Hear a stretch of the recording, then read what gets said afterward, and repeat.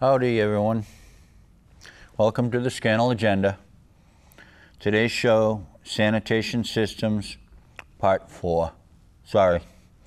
And this is show number 35. I want to start the show off here today with a look at an article that is in Cape and Plymouth Business. I'm sure businessmen are very familiar with this.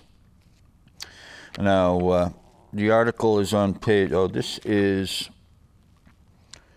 September 2015. And the article here is, again, I apologize for my palsy. Working Together on Wastewater Solutions by Mark Nelson.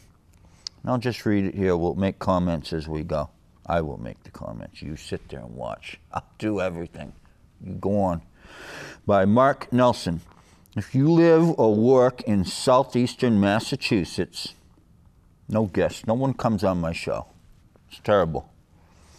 If you live or work in southeastern Massachusetts, you cannot avoid discussions about wastewater. Wastewater is one of the most debated topics affecting our economy and environment. Wastewater discharged to our on-site septic systems pollutes coastal waters and freshwater ponds. About 75% of the nitrogen that affects our coastal ponds comes from septic systems. This is true for all septic systems, not just failed ones, all right? Nitrogen acts as a, he didn't say all right, I added the all right. I said, all right, you know, hey, come on. This is catching up with us here. This is true for all septic systems, not just failed ones. 75% of the nitrogen is coming from these septics, okay? Nitrogen acts as a fertilizer in coastal salt brackish waters, and excess amounts cause growth of algae and plants that can destroy the habitat for bay scallops. That's this here. But I've gotten into that too. Let me just pause for a minute here and just say, there was a lot of chanting going on about why the bay scallops got wiped out. And my opinion, of which I do have opinionitis, but my opinion about this was that more so, the water quality was the habitat and stock issues that affected the scallop. And I said that, okay, here's how it goes. In the late 1970s and early 80s, the fish were taken out of the food chain. This is late 70s, early 80s, okay? And then you get a crash 10 or 15 years later, the bay scallop. Well, what does that have to do with it? Well, when you take the fish away, the fish that eat, the little critters that eat the larvae, you're going down a couple notches here, which most fishermen, I don't think, have a real solid understanding. Not that I do, but at least I've got some.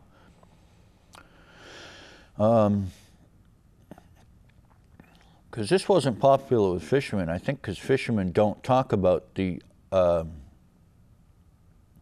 cradle to grave aspects. Okay, when you have a larval scallop, tiny little baby scallop, well, something's eating that. It's on the menu. Now, if your fish came along and ate what was going to eat the larval scallop, then fine. We would be in balance. If you take the fish out, then we're out of balance, like a washing machine going off kilter, you know. Terrible. It's a violent thing that we do. Oh, we caught too many fish. Oh, no big deal. It's a big deal because it has the repercussions, just like the domino effect. And that's exactly what it is. It's also known as a cascade effect. So I'm not inventing this. So the fish don't eat, for instance, the little sand fleas and the little lice that are on your mooring chain And years ago, I was messing around with the mooring, and I said, oh my God, these scallops don't stand a chance. This water is full. And normally you'd have fish munching on these little critters. But if you take the fish away, then these other things that the fish generally and normally eat, they bloom out of control. Their population goes skyrocketing. And then you got so many of those things targeting what they eat. Bing, it's just the domino effect. So I think it's a falsehood that was chanted about, that the bay scallops were wiped out by nitrogen from the septic systems. And on Nantucket, we said, well, okay, but what about Madaket? Madaket gets so much flush, and there really isn't as much of the sewage per gallon of clean seawater, let's say. And so, that didn't fit with Madaket. And the other thing was, a lot of communities lost the scallops like that. So that also indicates that this piece of the puzzle, if you're trying to force it into place, if it doesn't fit, don't keep forcing it, because there's other factors that you want to get into. All right, back to the article. Okay. Excess amounts cause growth of algae and plants that can destroy the habitat for bay scallops. True. And potentially result in fish kills. True. I'm not saying this isn't true. Phosphorus, but again, when you do problem causes, you got to have in fisheries. I've been preaching for years to PhDs. Look, you got to have a paper plate or a pie chart, and get that paper plate, and you go, and I've done this on a previous show, you list your causes of the problem. And it's not one, you may get to rapping about one, but that's not good. That's the art form of solving these problems, is to know what the causes are, and to get a handle, and not to get sidetracked and go off on a tangent and think that one thing is the cause. All right, and that's one of our problems. Okay, back to the article. Phosphorus from septic systems creates similar problems in freshwater ponds. Exactly, of course. Why should this matter to you? These waters are part of why we love our community, and if they're polluted and unusable, why live here? So, exactly. Good point, Mark Nelson, author of this article.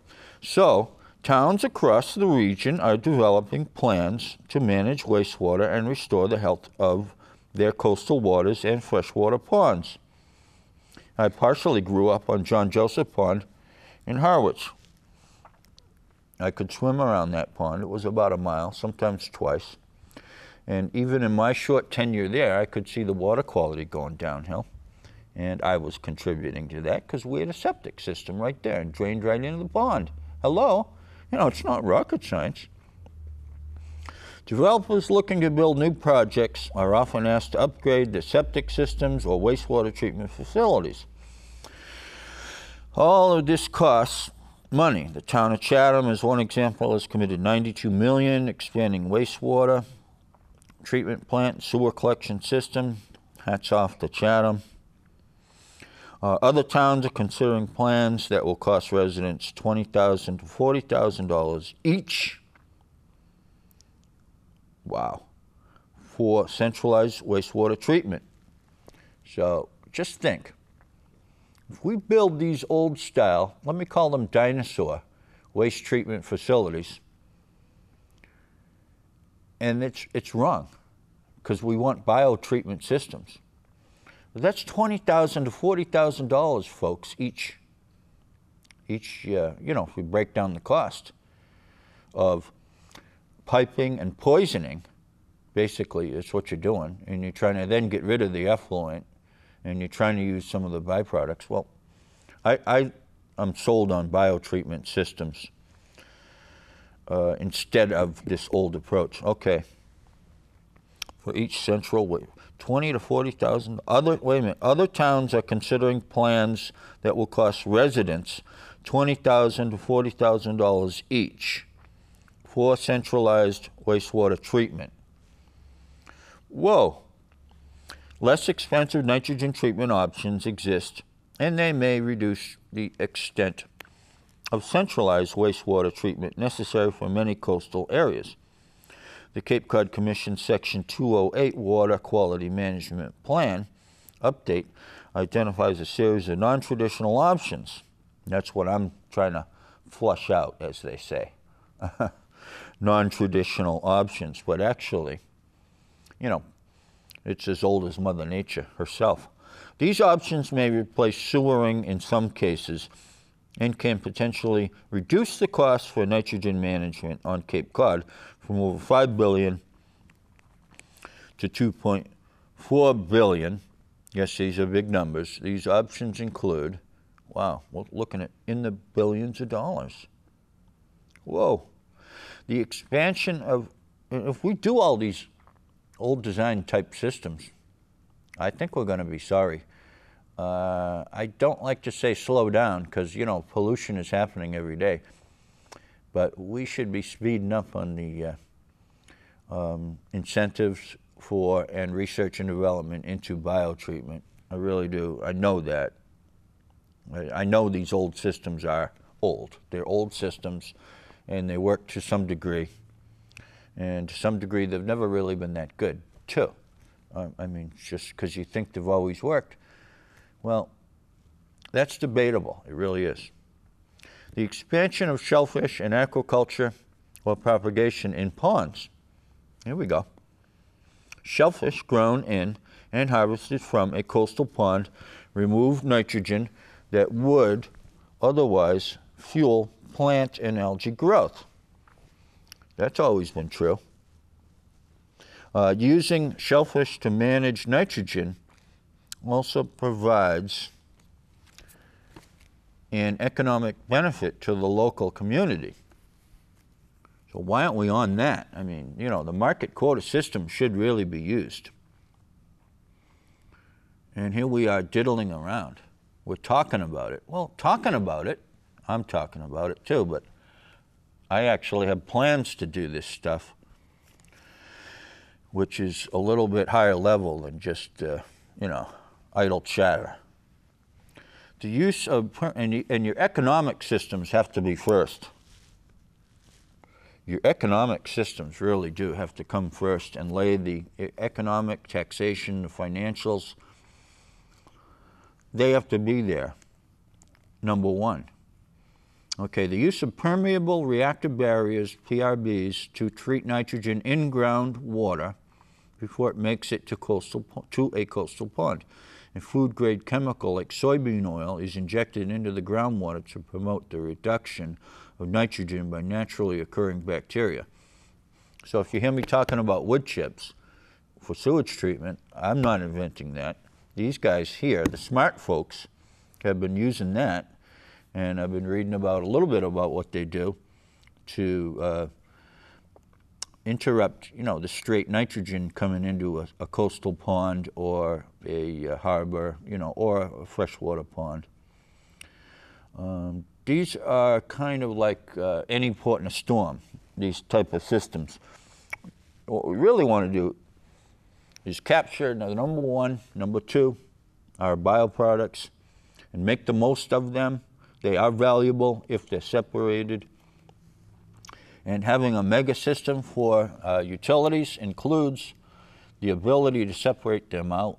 You know, the track pipe system has the ability to do that easily.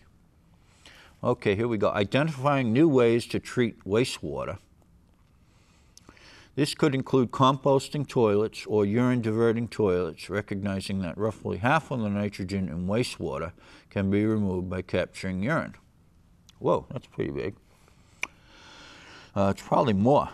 The towns of Orleans and Falmouth are currently testing some of these options to determine they're effective and how they compare to the cost of centralized sewering.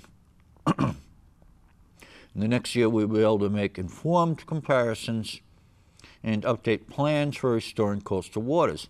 This is so important, all this planning and experimenting that's happening now on the Cape.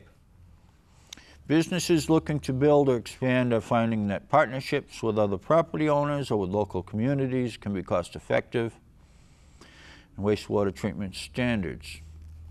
Horsley Witten Group, Inc. has helped create arrangements for both shared, so private companies can help make arrangements for shared wastewater facilities and have benefited parties, benefit to the public. So we got to look at all this as far as from the public perspective. I remember years ago we had the Powers Farm down there on Nantucket, and I was asked to speak in favor of some the purchase for about $400,000 for 30 acres worth of development rights, and I did because I believed in that. So in the same vein, you know, we were behind the thinking back then on Nantucket. That was a long time ago. But I'd say we're behind the thinking now in that we, as the public, for a couple of reasons, we want to subsidize forward-thinking systems. And there's a couple of reasons for that. Number one, you want to drive the research and development forward. Should I say number two? Number two, you're actually solving the problem, you know, in a small way, but anything toward the end of solving the whole problem is going to be found with solving part of the problem. A small scale. Then you scale up. You can't scale up if you haven't done anything, if you're sitting around. So that's good for Horsley Witten Group. Kingman Marine Center, and they give examples here about what they did over there. And that all helps. So you can have a boatyard and residences working together. Everyone's voice needs to be heard to ensure a solution is developed that meets the community's needs in an affordable manner. But let's not forget, these aren't local planning issues, but they are. But really, they're matters of world-class level planning on sewage biotreatment is what we're looking at here.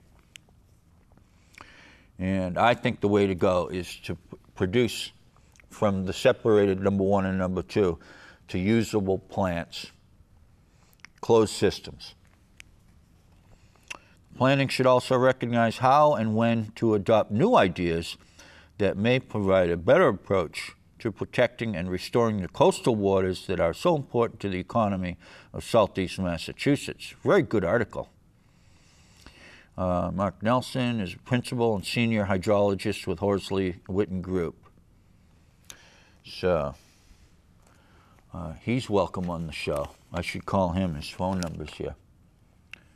These are the planners that we need to give them confidence. We need to let them know that their job is very important and to be brave and to get the job done. Because there's more people with the foot on the brake on this kind of thing than anything else. And the Cape could probably be a really good test bed area. I sound like I'm drunk. I think that's why I'm kind of getting a little cocky here. It's this lisp. I've never had a lisp in my life.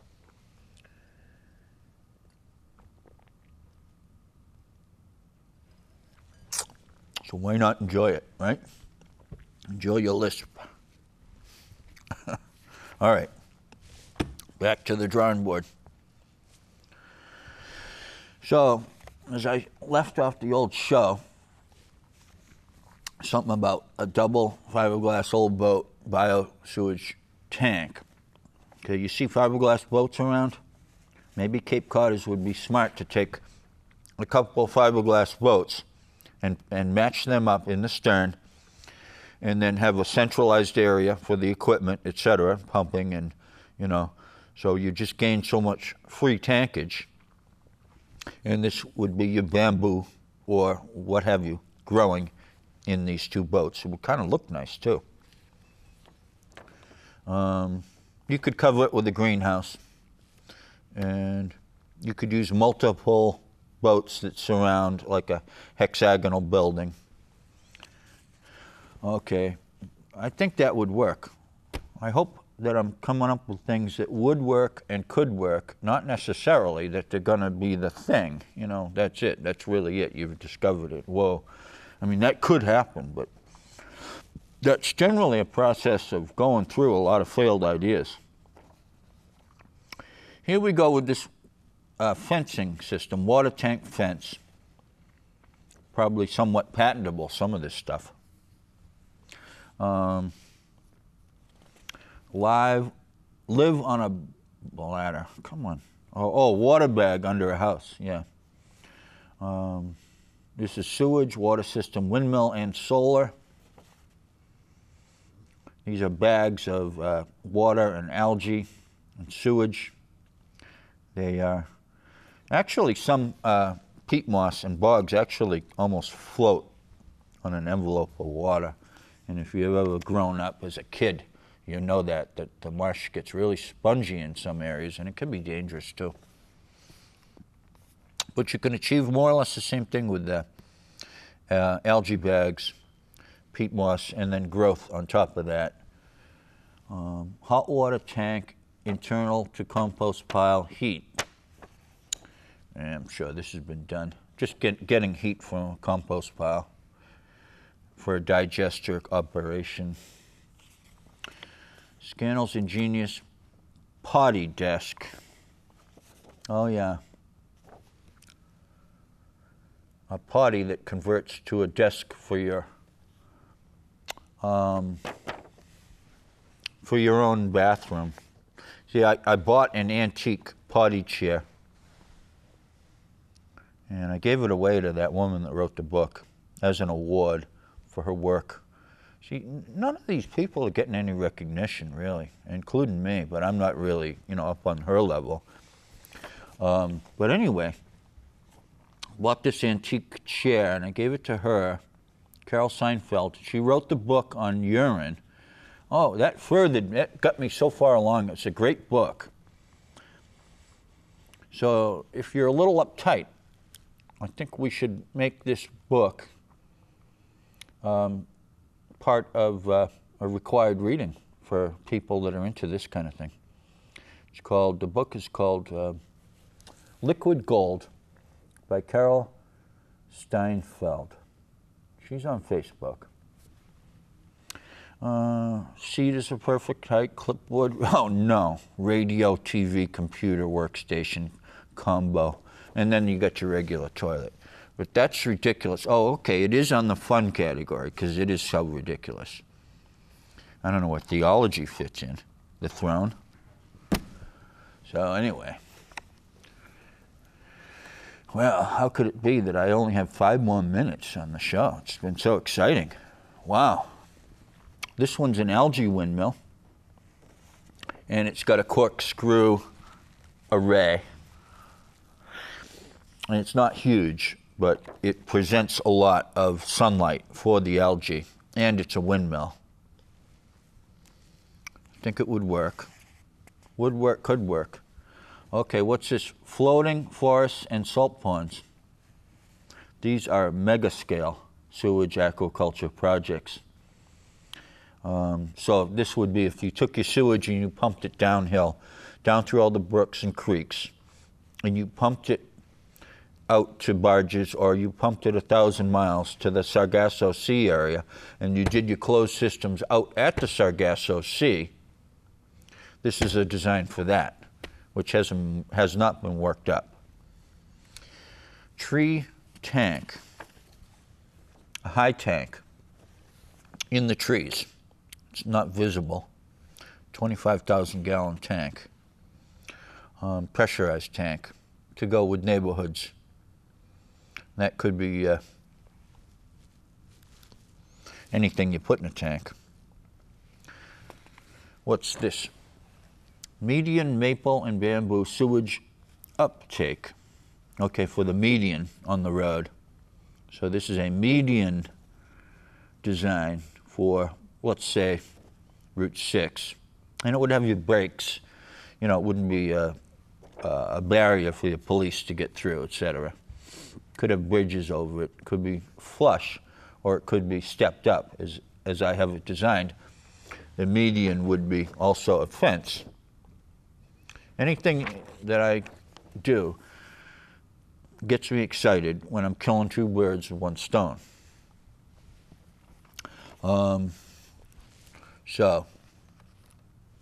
So that would be one of those times. You're killing two birds with one stone. You got your maple, which is shading your car lights, your walkways. And it could be for, your parking areas, such as at the supermarket, that kind of thing. And your pipeage underneath. And treatment underneath of the maple and bamboo. I can see that working. Because these guys that were joking around, I think it was on Channel 18, these were engineers for a failed system. I mentioned this before. And they said, geez, this is a good system, too bad it has to be removed. It was actually a failed system that the plants had gotten into it. Closed system on easements. So these easements are in transition, I think. Now, these are high tension wires. So, 1 minute I see. 1 minute. Yep, I caught you. All right, save him a walk out here. We have to wrap up another really exciting show. Anyway, the easements, I've done a lot of work on designs for these easements because I know that maybe we'll have monorails and maybe we'll have closed systems for the sewage on these easements. All right. Thanks for watching another episode of the Scannell Agenda. We're going to pick up next with frozen sludge and waste. All right? So tune in. Thank you very much.